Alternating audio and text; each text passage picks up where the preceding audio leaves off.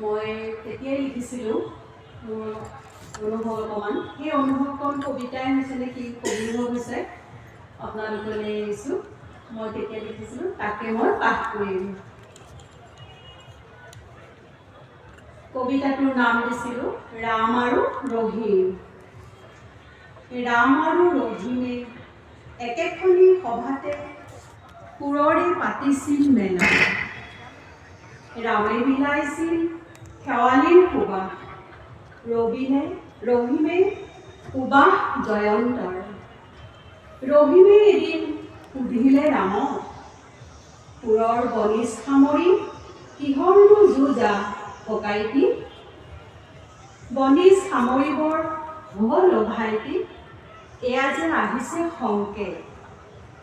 তুমি নকলেও জানিছোঁ বুজিছোঁ, বান্ধিছা তুমিও চিন অ ভাইটি।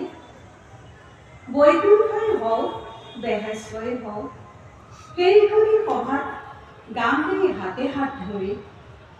মই গৈ সজামগৈ শেৱালিৰ দলিচা, সুগন্ধৰে আমোল মোলাই। তুমি গৈ জুৰিবা বিশাল আকাশৰ নীলা নীলা পাহাৰৰ বুক।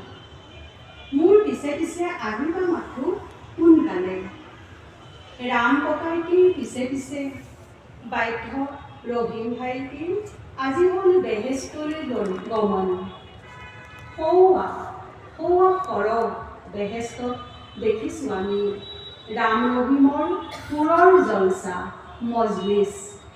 সুৰবিহীন ধৰাৰ পৰা আমি মাথো অনুমান কৰিছোঁ, আজি আমি শোকৰ চকুলো মচি মচি। 16 কলাৰ এক কলালৈ সংগীতেৰে জিনি গলা হৃদয়বোৰ। ৰাম ৰহিম হৈ আকৌ আহিবা জগতত বিলাবাদী অমিয়া সুৰ। ধন্যবাদ।